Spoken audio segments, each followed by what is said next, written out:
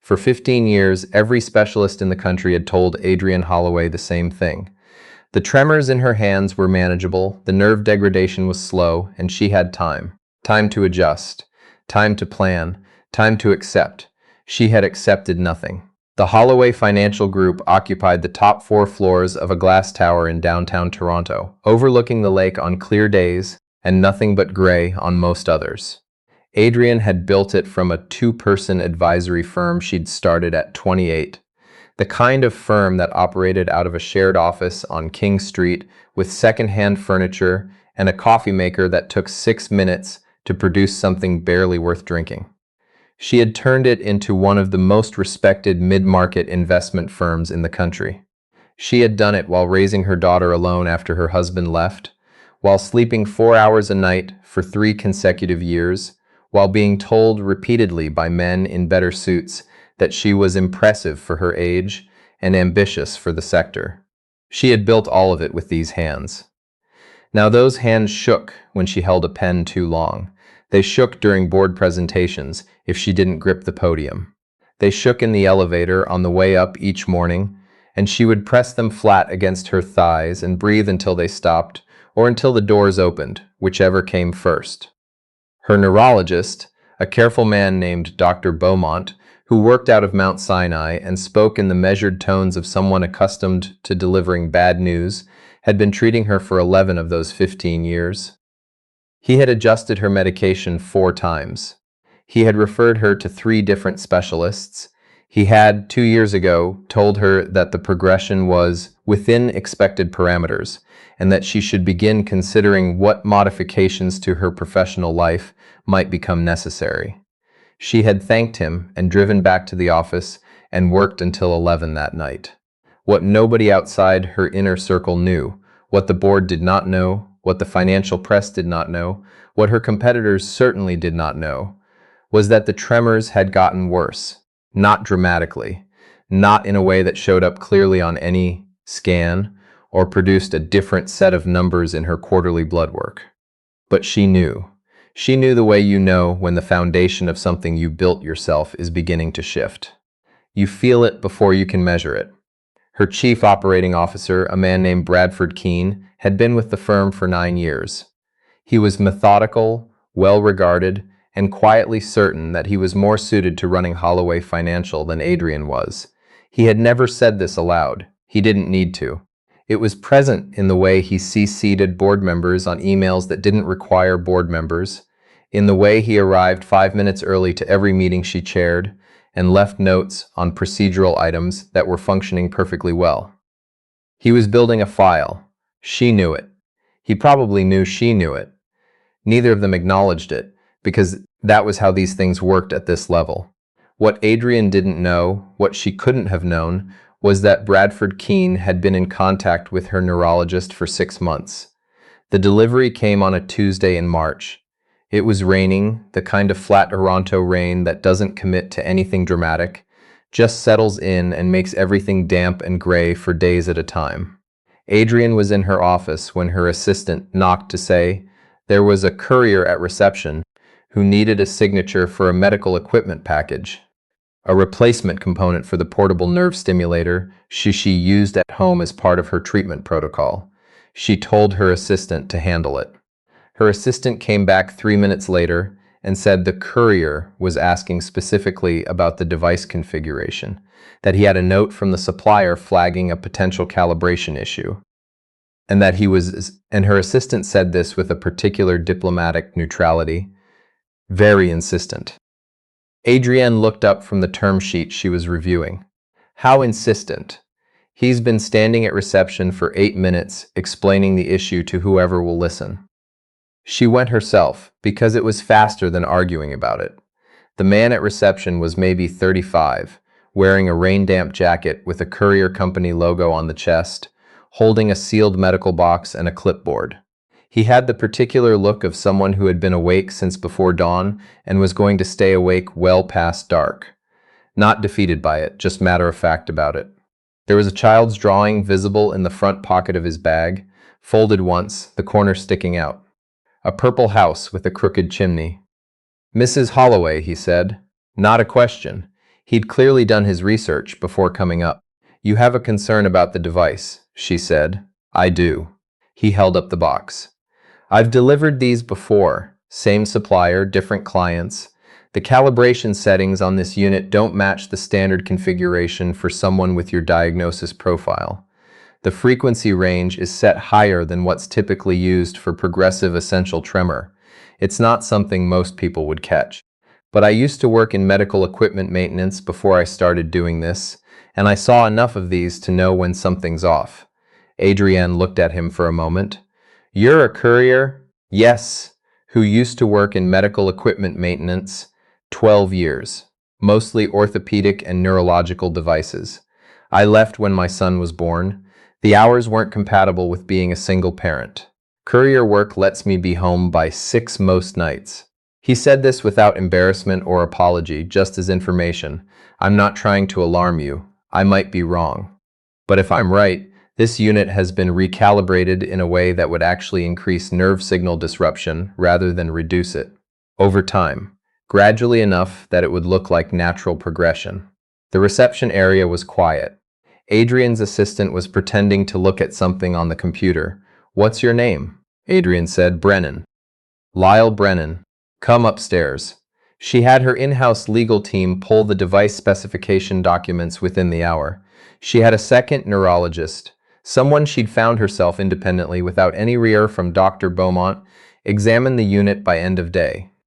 The second neurologist, a woman named Dr. Park, who worked out of Sunnybrook and had a reputation for being exactly the kind of person you wanted when you suspected you'd been misled, spent 40 minutes with the device and Adrienne's treatment history before she said anything. What she said was, "This recalibration didn't happen at the factory. The unit had been adjusted. It had been adjusted recently, within the last service cycle. And the adjustment was precisely what Lyle Brennan had described. A frequency shift that would, over 18 to 24 months, produce measurable worsening of tremor symptoms while appearing, on standard diagnostic scans, to be consistent with natural disease progression."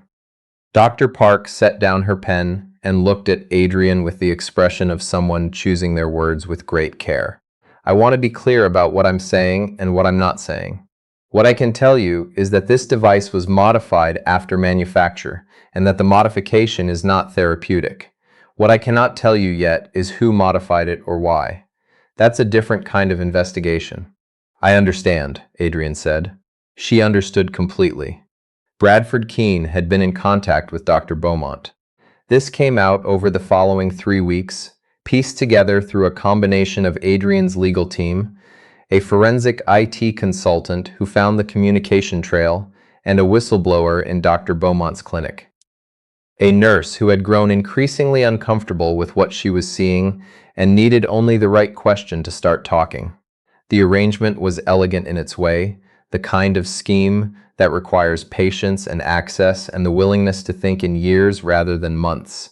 Keene had made introductions through a mutual acquaintance in the private health sector. Beaumont had accepted. Financial records would eventually show the transfer amounts. The device modifications had been arranged through a third party, a medical equipment technician, with a sideline in less legitimate services. The plan had been simple: accelerate Adrienne's apparent decline, create documented evidence of worsening neurological function, use that evidence to raise formal concerns with the board about her fitness to lead, force a medical assessment, force a transition. 15 years of building something. And someone had decided the most efficient way to take it was to make her body betray her. Adrienne sat with this information for 48 hours before she did anything. She sat with it in her office and in her kitchen at home. And on the lakeshore path, she walked early in the morning when she needed to think without walls around her. She thought about the years she had spent adjusting to tremors she believed were inevitable. She thought about the medication she'd taken, the modifications she'd made, the quiet grief of watching her hands and wondering how long she had left at full capacity. She thought about a courier standing in her reception area with a child's drawing in his bag, insisting on talking to someone who would listen. She called a board meeting for the following Thursday. She did not tell Keene what it was about. She did not tell Keene anything in the days between gathering the evidence and presenting it, except what was strictly necessary for normal operations. She was polite. She was professional. She was, as she had always been in the presence of people who underestimated her, entirely unreadable. The board meeting lasted 2.5 hours. She presented the device documentation, the forensic communication records, Dr. Park's technical assessment, and the financial transfer evidence in the order she had prepared them. Methodically, without drama, the way she had always presented when the stakes were highest. She had learned early that the most devastating thing you could do in a boardroom was be calm. Bradford Keene sat at the far end of the table and said nothing for the first 40 minutes. Then he said that the evidence was circumstantial.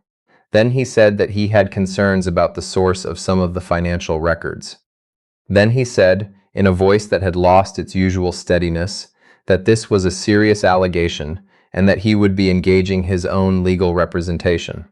The board chair, a woman named Eleanor Faust, who had known Adrienne for 20 years and had the particular quality of paying attention even when she appeared to be looking elsewhere, said, "Bradford, I think you should stop talking now."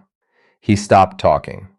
The board voted unanimously to refer the matter to the RCMP and to place Keene on immediate administrative suspension pending investigation. The motion passed in 7 minutes. Adrienne thanked the board and walked back to her office. She stood at the window for a while. The lake was visible today. It was one of the clear days. Dr. Beaumont's license was suspended by the College of Physicians and Surgeons of Ontario within 6 weeks of the formal complaint being filed. The investigation into both him and Keene was handed to a financial crimes unit. The medical equipment technician who had made the modifications cooperated with investigators in exchange for reduced charges. The full legal process would take considerably longer than 6 weeks. These things always did. But the machinery had been set in motion, and Adrienne had learned long ago that you didn't need to watch every gear turn to trust that the mechanism would work. What she needed, more immediately, was a new treatment protocol. Dr. Park referred her to a neurological team at the University of Toronto who specialized in precisely her condition and had been running a clinical approach that Dr. Beaumont had never mentioned to her. Whether he had withheld that information deliberately or through negligence, she would probably never know with certainty. It didn't much matter now. What mattered was that she was sitting across from doctors who were actually looking at her, actually reading her history, actually asking questions, as though the answers might change their thinking. The new protocol involved a different class of medication and a legitimate calibration of the nerve stimulator. The correct calibration, the one that was supposed to have been in place for the past 2 years. Dr. Park told her, with careful honesty, that some of the progression she'd experienced might be partially reversible, and some of it might not be. They would find out over the next 12 months. Adrienne said that 12 months was fine. She had learned to work with longer timelines than most people expected.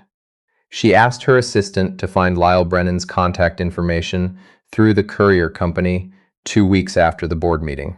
It took most of the morning, partly because the company's administrative process was what it was, and partly because Lyle had apparently moved to a different dispatch route. She called him herself. He picked up after 3 rings, slightly out of breath in the way of someone who has been carrying things. "It's Adrienne Holloway," she said. "You came to my office in March with a delivery." A pause. "I remember. I wanted to call to tell you what happened. I thought you should know." She gave him the summary. Not everything, but enough. The investigation, the board decision, the new medical team. He listened without interrupting, which she appreciated. When she finished, he said, "I'm glad you're getting proper treatment. So am I." She paused. "I also want to ask you something. I'm setting up a small advisory division focused on healthcare infrastructure investment, specifically on quality assurance gaps in medical supply chains. It's adjacent to what we do, but not exactly what we do, and I need someone who knows that sector from the operational side, not from a board level. From the ground level. Someone who knows what it looks like when something is wrong before it shows up on a report." Silence on the line. Then, I have a 7-year-old. I need to be home by 6. The role is structured for that, she said. I had my assistant build the hours into the job description before I called you. Another pause, longer this time. She could hear something in the background, small footsteps, a child's voice asking something she couldn't make out. Can I think about it? Lyle said. Take the week, she said. I'm not going anywhere. He took 4 days. When he called back, he said yes, and then immediately said that he needed to be clear about something.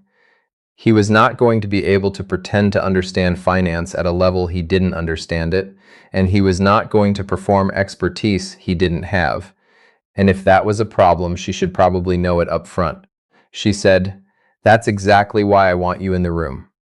He started in May on a Monday, arriving 12 minutes early because he had apparently decided that being on time meant arriving 12 minutes early. He wore a jacket that was newer than the Courier jacket, but still practical. His son had drawn him something for his first day. She saw it when he set his bag down in the conference room, a folded piece of paper with something orange on it, visible at the corner. She did not comment on it. Some things you notice and keep to yourself. The work was harder than either of them had expected, for different reasons. Lyle knew the operational landscape in a way that consistently surprised the analysts who worked around him. He could read a supply chain discrepancy in a product specification document the way other people read a sentence, fluently and without effort, because he had spent 12 years touching the actual equipment rather than reviewing reports about it. What he lacked was the language of the industry he'd entered, the shorthand, the way things were framed at an institutional level. Adrienne found herself explaining things more than she usually did in meetings. Not because he was slow, he was the opposite of slow, but because the explanations were worth making. He asked questions that forced her to articulate assumptions she had stopped examining. Because they had become so familiar, they felt like walls instead of choices. By September, he was presenting to institutional clients on supply chain risk assessment in medical devices. By December, he had identified 2 separate calibration irregularities in contracted equipment with 2 separate vendors. Both caught before they reached patients, both of which the firms quietly corrected without publicizing the fact. Her hands were steadier by October, not fixed. Dr. Park had been honest with her about the ceiling on what recovery was possible, and Adrienne respected honesty too much to pretend otherwise. But steadier, measurably, in a way that her body knew before the scans confirmed it. She noticed it first on a Thursday morning in the elevator, hands pressed flat against her thighs the way she always did, and then she realized they didn't need to be. She took them off her thighs and stood with them at her sides, watching the numbers climb, and her hands were still. She didn't tell anyone that day. She kept it for herself for a while. Some things needed to be held quietly before they became real. The case against Keene and Beaumont was ongoing as of the following spring. These things took time. She had said as much, and she meant it. She tracked the developments through her legal team and did not discuss them publicly.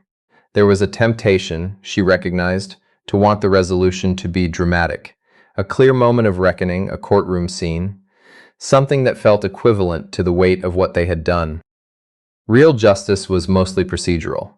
It happened in documentation and hearings and regulatory decisions that didn't make for compelling narratives but were, in the end, the only kind of justice that lasted. Bradford Keene had resigned before the suspension formalized. He had landed, she'd heard, at a smaller firm in Calgary, something in private equity. Whether that firm knew the full context of his departure from Holloway was something she didn't have control over. She had given investigators everything they needed. The rest was not her responsibility. She thought about this sometimes, the limits of what you could control, and the strange freedom that lived inside those limits once you stopped fighting them. She had spent 15 years trying to control her body's progression, to outwork it, to stay ahead of something she now knew had been deliberately made worse than it needed to be. She could not get those years back. She could not unknow the particular grief of believing something was inevitable when it wasn't. But she was still here. The firm was still here. Her hands, most mornings, were steady enough. On a Friday in April, the division Lyle had been building closed its first significant deal, a supply chain audit contract with a major provincial health authority, the kind of institutional client that validated an entire strategic direction in a single signature. The team gathered in the boardroom afterward, which in practice meant 8 people standing around with good coffee and a feeling of having done something that mattered. Lyle was talking to one of the junior analysts near the window, explaining something about equipment calibration cycles, with the particular patience of someone who had explained technical things to people who needed to understand them, rather than people who merely needed to be impressed. The junior analyst was nodding with the focused attention of someone genuinely learning, rather than performing comprehension. Adrienne watched this for a moment from the doorway. She had built this firm on the belief that the right person in the right room at the right time could change the outcome of almost anything. She had believed it when it was just her and one other person in a shared office on King Street with bad coffee and borrowed furniture. She believed it now, standing at the entrance to a boardroom on the 43rd floor with a view of the lake clear all the way to the horizon. Some things you build. Some things arrive at your front desk in a rain-damp jacket insisting on being heard. She stepped into the room.